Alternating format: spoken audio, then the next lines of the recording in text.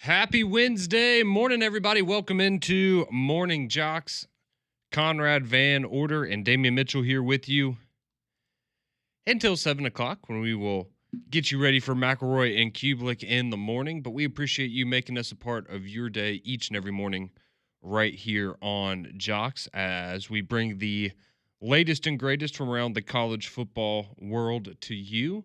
And we've got a few good things to get into today. We've got some changes overall to the current era of college athletics that we're in. Some positive changes, I think, that are helping us get maybe just a little bit closer to where we ultimately want to be in this game of college football. But it's also time that we start turning our attentions to what's coming up this weekend, because we do have a fantastic slate of college football games coming up this weekend. And I mean, you just look at what you've got. I mean, just here in the SEC, we all know, and we're going to talk about Alabama and Missouri some today, but that's going to be the 11 a.m. kickoff. That's a top 15 matchup there in Como. And that's how we're getting things started in the SEC. You've got an interesting one because you've got Ole Miss taking on Wazoo, because this is the game they had to replace Wake Forest in, because Wake Forest didn't want to play Ole Miss. And if you remember, Lane Kiffin was not happy about that. So they're going to get to play Wazoo. So that's a little bit of an interesting game just kind of thrown into the middle of SEC play there for the Rebels. But, of course, you have the Red River rivalry at 2:30, Oklahoma and Texas. Texas reeling right now. Oklahoma maybe going to be without their quarterback, but we'll get to that here in just a minute. You've got Arkansas and Tennessee. Don't forget, that's a game Arkansas won last year. We choose to forget that. Well, I mean, they choose to forget that. They choose to forget that. Right.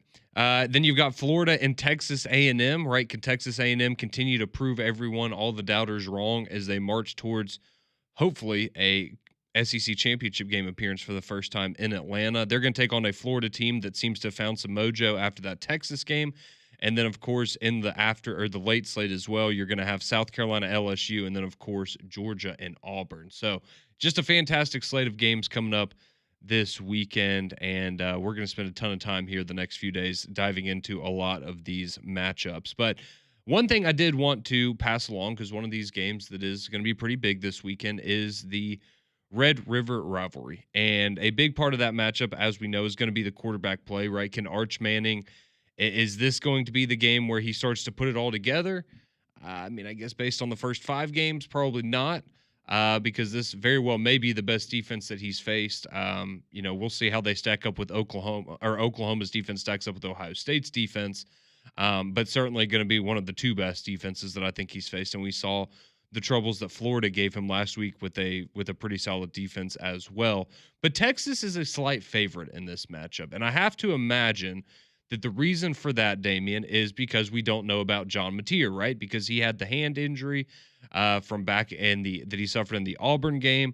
We all know the great heroics of Dr. Shin, who became a football hero on social media for Oklahoma football fans. So we have this audio. This is from Brent Venables. So he is the head coach of the Oklahoma Sooners, and there were some, I guess, rumors circulating, some reports circulating that John Mateer might be able to come back for the Texas game this weekend, right? Because when he went out, had the surgery, we thought, man, all right, this guy might be out for 3 games, 4 games, 5 games. We're really not sure what the timetable is. But then Dr. Shin came out and said, about 15 days after surgery, he might be able to return to football, and that would put his timetable right at this weekend. So we're all eagerly waiting to find out what the fate of John Mateer will be. But you have to imagine that's why Texas is a slight favorite in this one. So this is Brent Venables yesterday speaking with the media, talking about John Mateer and being asked a question about how close John Mateer is to coming back. Yeah, Brent, has John Mateer ramped up at all this week, and has he been able to throw the ball at all? He's doing his normal protocol. He's done 0 good-on-good work. What is it about this injury? I don't know. I'm just going to cut you off. I don't know anything about the injury. So I'm just, when they tell me he's available, I'll let y'all know. Yeah, Brent, has John. So he doesn't know anything about the injury. I don't believe that for 1 second. But okay, maybe not the confirmation you're looking for if you're an Oklahoma fan. But I just wanted to throw it out there that, That's what Brent Venables is saying, but there seems to be a belief, and this line has already shrunk, right? I think it started at Texas around 3.5, and now it's down to 1.5. So that makes you wonder if typically when that stuff happens, like a quarterback is typically the only player on a team that is going to make a line move noticeably. So, do you think that he's the availability reports come out today, right? The first ones, yes. Yeah. Maybe if he has a questionable I bet he's tag, listed as doubtful today. right. It's one of those. If it was questionable or doubtful, you probably understand why Brent Venables is just kind of, I don't know nothing, and the day he's available, you will know. He's just trying to just save face, and I don't blame him too, because again, we don't know the extent of this injury. We know what Dr. Shin was able to do, so at this point, don't rush him back out there because it can only make things a little bit worse. Because to me, I think not to say you don't need him for this game, but I think the wrong team is favored because of the fact that Oklahoma's defense can really, really wreck shop. And Texas's offensive line and the offense as a whole, I don't know how they can muster up 14 points, to be honest. And if Oklahoma can make a couple field goals, if they have any pulse of a running game, I mean, it adds a little bit more with Michael Hawkins Jr. I still don't understand how Oklahoma isn't favored in this matchup. Yeah, I'll say this. I think part of, and we talked about it, with Alabama earlier in the year, right, too, is I think Texas is one of those teams where, even after the Florida State game, right, you still saw Alabama had pretty high odds to win a national championship. They were still being treated, they were almost being treated like that game didn't happen by Las Vegas in a lot of ways, right? You're looking at it and you're going, did y'all realize that they just lost by 2 scores to Florida State? But it's because it was Alabama, and it was going to take a while before they were willing to sell their stock and really start to change, I guess, the way that they, assess them from a gambling standpoint. And I think Texas is that same team, right, where people are still holding on hope. You do have the injury at quarterback for Oklahoma, plus it's a rivalry game, and this rivalry has gotten pretty sideways in some ways here recently. So I think all of those things factor in, and because I'm with you, right? Do I think Oklahoma can win this game without John Mateer? Yes. Do I think Texas has a much better chance if John Mateer doesn't play?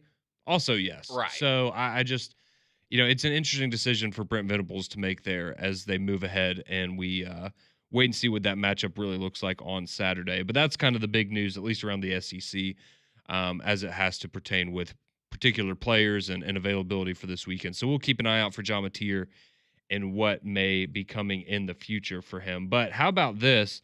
And this is a big change coming for all of college football that, again, I think is going to be positive. And we've kind of been drip-fed this information as the past few months have gone along. Like, we knew that this was eventually going to happen. We just didn't have, I guess, the specific details on it. And that would be, of course, the new transfer portal rules and what that's going to look like for college football. So it was announced yesterday by the NCAA Division I Administrative Committee that they have approved the new dates for the transfer portal. So remember, there's only one transfer portal now. We're not doing the winter and the spring one. We're just doing the one in the winter. And so the dates for that have been revealed for the upcoming season, or the upcoming off season, technically. So the next transfer portal will open on January the 2nd of 2026, and it will close on January 16th. Now, the caveat to that, of course, is if you're playing on a college football playoff team that's still alive in the postseason at that point, you will have an additional, kind of grace period where after your team's final game, so either after you lose or your team wins the national championship, you will have an additional 5 days to then put your name into the transfer portal if it's after that January 16th date. But that's going to be it. It's going to be that 15-day period in January. And again, I think this is a step in the right direction. I never thought we needed 2 transfer portal windows anyways, but now it's really kind of putting the pressure on, all right, you really got to think this through. Is this something that you want to do while also letting teams have their rosters kind of figured out and situated before spring ball and all of that? And then one other change that's coming with it, they kind of threw this in as almost like a little fine print. I was like, this is kind of a big one right here. and some teams that could benefit from it right now if this rule had been changed earlier. But that is what happens when a coach gets fired. Because as we know, when a coach gets fired, we saw it with Nick Saban when he retired. We've seen it with Jim Harbaugh when he went to the NFL. We've seen it with, Sam Pittman right now, technically, right at Arkansas. If they wanted to hit the portal, they could do that. And so players have traditionally had a 30-day period. Once a coach is fired, they can immediately jump in the portal for the next 30 days, and they can get out of Dodge. So they're changing that rule now. So not only is that 30-day window going to shrink to 15 days, so you're only going to have 15 days after your coach leaves to enter the portal, but you also have to wait now. You can't immediately enter the portal. You have to wait until your coach or your program has hired a new coach, and then you have to wait 5 days after the hire has been made before you can enter the portal, seemingly encouraging players to give the new regime an opportunity to come in there and impress them, or give them a reason to want to stick it out. So I don't think that's a bad change either, because again, I think a lot of these coaches, right, you're kind of stuck in a bad situation taking these jobs because you get there and you're like, man, I was studying the roster on the way here, and half of these guys are gone now. So I think these are good changes moving forward, but we'll just have to wait and see what it really looks like in the offseason. Yeah, and it stops these guys from making emotional decisions. Yeah. Just right immediately when the coach hits the portal. And a 19-year-old kid wouldn't make an emotional decision. some of those brain waves ain't firing like they should as they age. But I think that this is a good rule for the NCAA. And like you said, now with a 5-day window after a coaching change, like you said, you give the new coach some time to kind of fill it out after a couple meetings. If you still feel that way, go ahead. But at least you gave it a puncher's chance. Like, you gave yourself a chance to kind of see what the outlook could potentially be. And again, it stops the split decision making. Now, of course, coaches out here, sending a text that, hey, your coach gone, what you got going on. But now you got 5 days to make that decision. So the Ohio States of the world just can't jump in immediately once a coach retires and say, hey, come on, let's go. Now you got to wait a little bit and give it a little bit of some grace period. Yeah, so I think these are good changes. We will see how big of an impact they ultimately have on college football, but it seems like I'll give them credit. We're trying to head in the right direction. We're trying to get this thing, I guess, as corrected as possible. So we will have to wait and see. But that's the big news in college football as the transfer portal dates have been announced. It will be January 2nd through the 16th. And now some guardrails up about being able to leave when your coach is fired, and kind of like Damian said, preventing you from making those emotional decisions. But how about the actual games coming up this weekend? Because we kind of ran through the SEC slate for you to kick things off here. But let's talk about Alabama and Auburn. So we'll start off actually with the Auburn Tigers. So I want to dive into this Auburn-Georgia matchup and talk about what are some things that we need to see coming out of the bye week for Auburn. Let's focus on the Auburn Tigers. What do we need to see them doing differently this Saturday to give us optimism that this thing's headed in the right direction under Hugh Freeze? We'll dive into that matchup, what we need to see from Auburn this weekend, next on JOX.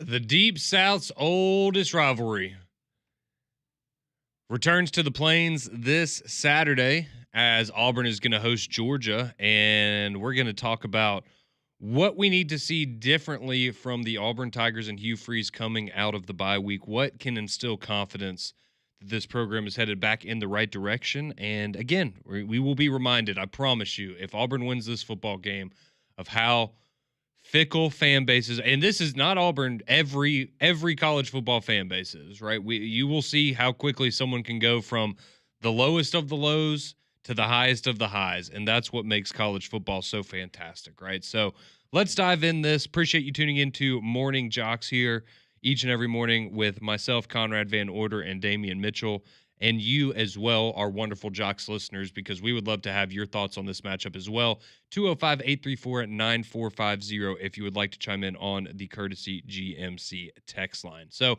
I've listed out a couple of things, Damian, heading into this matchup. Just a quick overview for Auburn going in off of the bye week, what I think the things are that we need to see change the most. And I'm going to be honest with you. I think all of them right now, or at least the ones that I've listed out, are on the offensive side of the ball. Now, I'm not saying that, the defense is perfect. There's nothing you can improve there. But I think that we would all agree through the first two SEC games, the defense has done their part, right? They have done their job of keeping Auburn alive in these games and giving the offense, as bad as they've been at times, an opportunity in both of those games late to get the ball back with the opportunity to drive down a field and tie or take the lead against two top 10 opponents. Now, the offense hasn't come through, but defensively, I think right now, if you're an Auburn fan, you're like, let's just keep doing what we're doing. And if the offense can be even average, we're going to start winning some football games. So for me, I think for Auburn right now, number one at the top of the point of emphasis for me is you have to legitimately commit to running the football. And I'm not saying that you need to now start handing the ball off 40 times a game, but it can't be 8. It cannot be the 8 that you had against Texas A&M. You've got to find that middle ground of, look, we know what Hugh Freeze wants to do. He wants to air it out. He wants to get the quarterback throwing the football. That's the offense that he likes to see on the field. However, you got to play complementary football. And if you're not going to assess that and go and take a long, hard look in the mirror during the bye week and come out against Georgia. And look, I know Georgia, they're good defending the run. But, I mean, we even heard Hugh Freeze now after the Texas A&M game.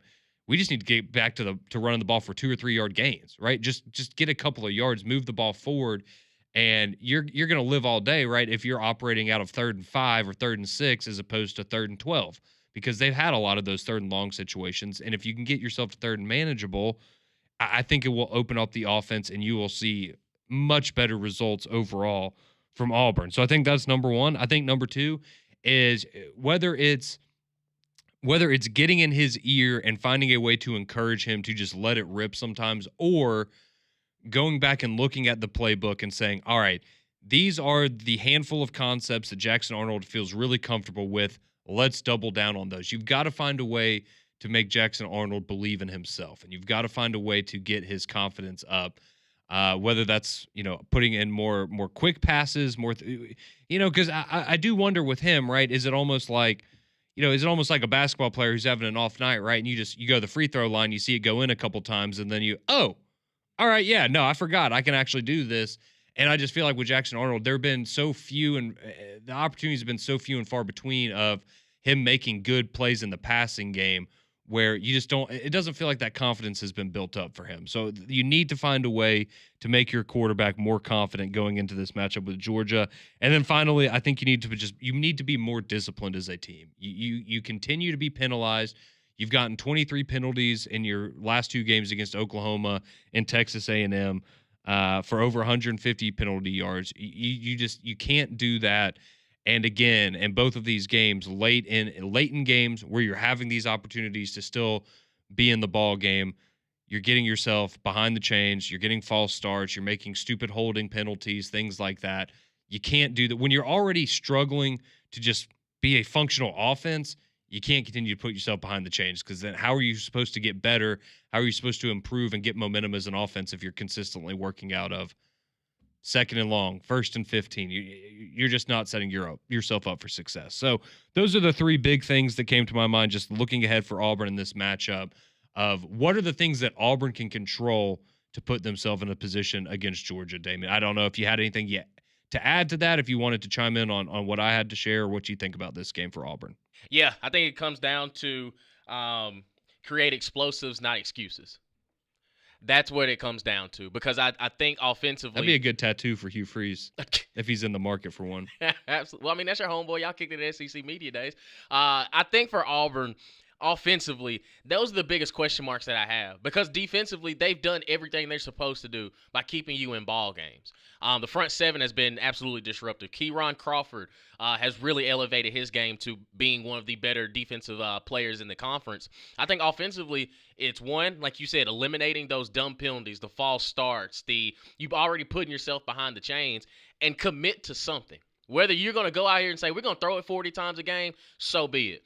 But you have to commit to something as far as offensive identity. And and to follow up your point on Jackson Arnold, just play with confidence, man. I don't know what you need to do. Maybe he needs to take a darkness retreat like Aaron Rodgers and just block everything out. But you are wasting some real good talent out wide because you just won't let the ball go. It means something different if you're inaccurate. Okay, we can coach some things, we can tweak some things there, but if you're not even letting the football go, then nothing can happen. So I think the biggest thing for Auburn is create explosives, not excuses, because I don't want to come in another Monday and say, well, they had 8 penalties for, 65 yards, or the offensive line got Jackson Arnold sacked 6-7 times again. Because this Georgia defensive front, no, they're not the Jordan Davises or the Quay Walkers of the world, but it's still Kirby Smart defense. And I think the biggest question mark that they have is the secondary. So Jackson Arnold, if you really want to get your confidence up, complete a few dots against Georgia's defense right now. And it starts to build, and it can be a snowball effect. And we know they're going to try to get Eric Singleton the ball. We know that's an absolute fact. But Jeremiah Cobb, Damari Alston, they need more than 8 carries in a ball game combined. Yeah, there's no doubt about that, and that's going to be, again, if that's something that continues to happen, I think that's going to be one of those main pain points for the fan base, where you're going to see people just get fed up. I know a lot of people already are fed up, but that's one of those things where you can't continually say, we need to be better about that, we need to correct that, we need to make that bigger part of the game plan, and then it means nothing now, right? Because your actions are not showing are not reflecting what you're saying in the press conferences post-game and in the middle of the week. And then just think about how far we've come, especially Auburn's offensive identity, where when Gus Malzahn was there, he would run the ball by any means necessary. Oh, yeah. He could care less about what receivers you got. It doesn't matter. The quarterback may end the game with 12 pass attempts. I was about to say, he ran they need to find that perfect balance, right? Because he ran the ball too much, and now you're not running the ball enough. It's insane. But you have to commit to something. And, again, I don't know what happened between Baylor and now, where the decision to just say, you know what, we are going to line up and run the football. Because to me, Jeremiah Cobb is he's the closest thing you're going to get as far as explosion than you had with Jarquez Hunter. And I keep thinking about last season, how it was, man, Jarquez Hunter only had 12 carries this game. Man, he only had 9 carries this game. And it's okay, well, now that's on steroids to this point, because when you have 2 running backs and your last game only get a combined 8 carries, yeah, there's an issue. It's dumbfounding. I really don't know a better way to describe it. It truly, I don't know. It goes beyond logic, and that's what it's almost impressive at this point. And I say that tongue in cheek, but it's like it's such a glaring issue that. I know we all get, we all like to be Saturday afternoon, whatever, quarterbacks, whatever you want to call it for college football, right? You sit at home and you think you can fix the team. And a lot of times we have no idea what we're talking about. I think this is one area, though, where a lot of Auburn fans say, I feel like we maybe have a generally good idea about what we need to be doing here. But that's, we'll see. We'll see on Saturday if Hugh Freeze can right some of those wrongs and get this Auburn offense back on track. But now we need to turn the page to the other team here in the state, of course, that being the Alabama Crimson Tide, as they're going to be traveling for an 11 a.m. kickoff in Como against the Missouri Tigers. What do we still need to see Alabama fix as they head and take on another top 15 opponent this weekend. That will be their third in a row. How do we think the Crimson Tide matchup against the Missouri Tigers? We'll dive into all that. Are 3 things we want to see from Alabama get fixed this weekend. That's next on Morning Jocks.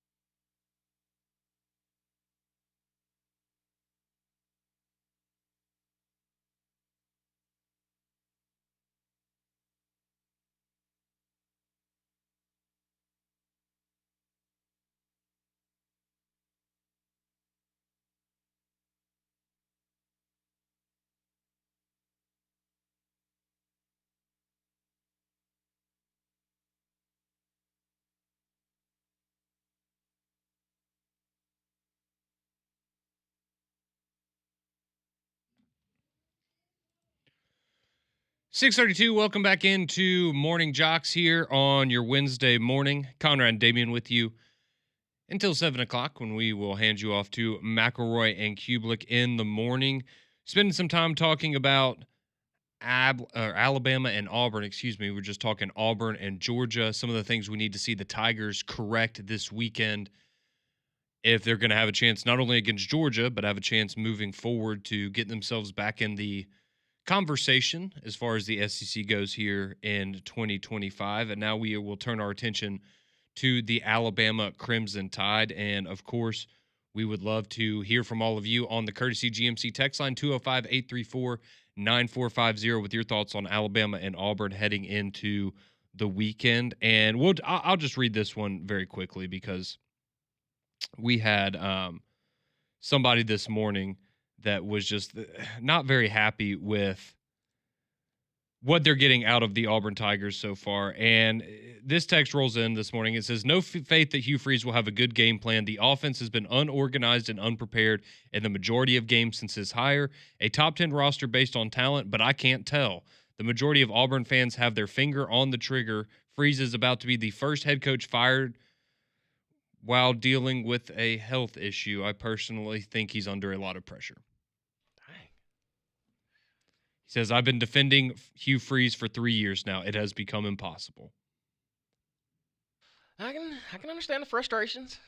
He also reminds us that Jackson Arnold was awarded the most accurate passer at the Manning Academy and the Elite 11 camp coming out of high school, and yet that's 7-on-7. They're still having these issues. That's 7-on-7. Yeah, I'm not going to totally buy into that one, but as you can tell, that is an Auburn fan that is not very happy with the direction of that program. But if you're an Alabama fan, you probably are happy about the direction of your program. Now, you weren't after the Florida State game, but now back-to-back ranked wins going up against a third straight top 25 opponent. And if Alabama beats Missouri on Saturday, it will be only the 5th time in the history of the SEC that a team has beaten 3 ranked opponents in a row in conference play. Okay. So it doesn't happen very often. So this is a history-making game. It is. That's right. This is a historic moment for this Alabama Crimson Tide football team. But they're going to have their hands full. I don't think there's anything in doubt about that when they head up to Como. Because Missouri, granted, I think it's fair to look at their schedule and say, okay, well, they haven't really played anybody that challenging yet. And Alabama certainly will be their most difficult task up to this point. But their offense has been fantastic. Bo Pribula has looked the part. I think he's looked really, really sharp since transferring over from Penn State and winning the starting job. I don't think there's any doubt that Ahmad Hardy is, clearly the top back in the SEC. And in my opinion, I would say he's the top running back in all of college football so far this season. But I've also been really impressed with them defensively so far. Again, you don't look at their schedule and go, man, they played some high-powered offenses, but they're top 20 in pass defense efficiency, top 30 in run defense efficiency. They have the third best third down defense in all of college football. They're top 10 in limiting explosive plays by the offense. They're really, really solid all the way around. So I'm really impressed with what Drinkwitz has gotten this team and the level that they're playing at right now. But going to have to face the biggest challenge you've had all year in Alabama this weekend. So what does Alabama need to do? What are the things we need to continue to see them work on as we head into this game and the remainder of the season? So I think we would all agree probably the number one issue for Alabama right now and throughout the season so far has been the run defense, but more so it just feels like they're not filling the gap a lot of the time, right? And a lot of these big runs they're just giving up so many explosive plays in the run game. I've never seen, granted they did a good job of limiting it in the second half, or really the last 3 quarters against Vanderbilt. But you take what you saw against Georgia and you take that first quarter against Vanderbilt, and there must have been 8 or 9 explosive run plays in that 5-quarter period that are going for 20+ yards. And you're leaving yourself scratching your head and you're going, okay, do the defenders not know what's going on? Is Womack just not reading this right and he's making bad play calls? Like, what exactly is the issue here? But whatever it is, Alabama, first off, they seem to figure it out and adjust to it in the Vanderbilt game, which was good. However, you have multiple games. You go back, you throw the Florida State game in there as well, right? You have a few games to pick from this year where that has been a problem, and now you're facing, in my opinion, the best running back you've played all year. Now I think what Pavia and Castellanos and even Stockton can do with their legs is maybe a little more difficult to defend than Pribula. I guess we'll find out on Saturday. But going up against the best running back you will have played all year, this has to be a point of emphasis this week, and I'm sure it has been in practice. Yep. I think the key in this, make somebody else outside of Ahmad Hardy beat you. Prove to the world that either Bo Pribula is good to great, or he's Dude, go all Leonard Fournette on Ahmad Hardy, man. you're going to have to. And because I think for Ahmad Hardy, too, what we've been able to see these 5-6 weeks is he just runs hard, angry. He's precise. Like, he is a complete running back.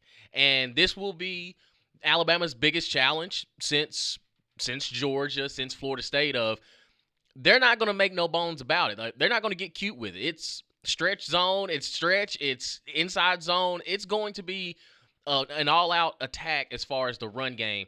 Can you withstand this when Ahmad Hardy gets, carry number 23, 24 in the fourth quarter, where he's continuing to build up momentum and build up steam? So I think that Alabama has to welcome the fist fight and make somebody outside of Ahmad Hardy beat you. And I think offensively, if Ty Simpson is dialed in, ride the hot hand. And the receivers got to catch the football. Have to.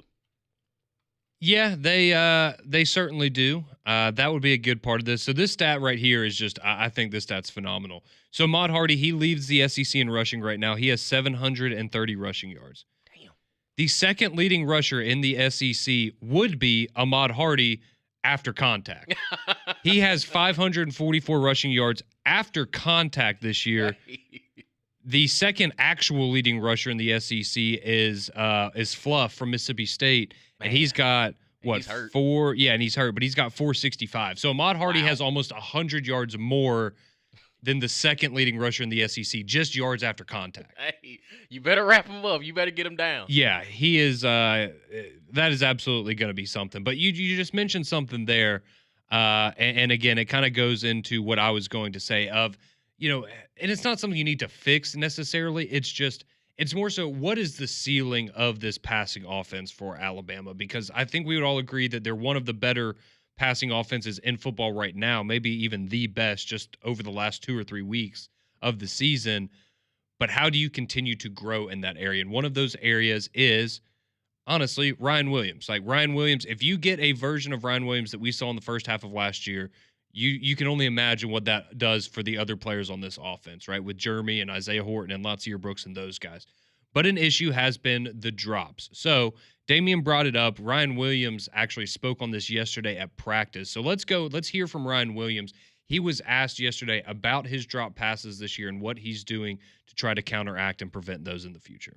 Really just continuing to, stay on the JOX machine, continue to do the extra stuff, catching rugby balls, tennis balls, just focusing in on the ball and not the next move, like I said, because, trying to be the receiver that I want to be, I have to catch the ball before I can do all the extra stuff. Just talked about how you were making these great catches. Like, is it purely mental on that side? 1,000%, yeah.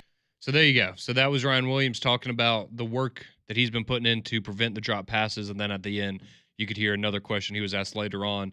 And he said, yeah, it's 1,000% mental. That's all it is. And we knew that, right? And I mean, you know that better than any of us, Damien, because you played receiver and you played at the college level. But, I don't know what exactly it is you need to do. I think for him, right, it's just continuing to be consistent and letting himself watch himself make the routine plays in a game to where, I go out there and do that again. But getting Ryan Williams going for this offense, I mean, he had a drop pass the other day in a late game situation that would have been a nice one to have and maybe would have led to a touchdown instead of another field goal. But he still had 6 catches for 98 yards and a touchdown, right? So he's still a great player, but the ceiling there is pretty high, and I don't think we're very close to that right now. Yeah, and he explained exactly what you need to do. It's mental. It's one of those things it's a lack of focus because you're so ready to make that first move or get ready to take that lick if you're going across the middle. You got to ensure the catch. The first thing that we are responsible for is the catch. Now, everything you do after that, God-given talent and ability. Just find ways to create explosives, but you have to ensure the catch before anything else even matters. So I think keep your eyes on the ball. That's it. It's a mental thing. It's focus. Just a little case of the yips, and sometimes you can be too open where it's you start to think like, oh man, I gotta catch this, and you have the drop that you saw against Georgia where he's butt naked behind the defense, and it's just lock in. Even if it takes another half a second or so to just ensure you're looking the ball all the way into the tuck. But he's doing everything he needs to do. Jug machine. Interesting that he talks about the lacrosse, not the lacrosse ball, The the rugby rugby ball? ball and Yeah. the tennis ball, because again, you're just focusing on a smaller target. You're focusing on a very specific spot on the football, because again, for receivers, at least in pre-practice and things like that, you practice on just like freeze framing it. That's what we call freeze framing, when the ball, wherever the ball hits you in your hands, you stare at it. Just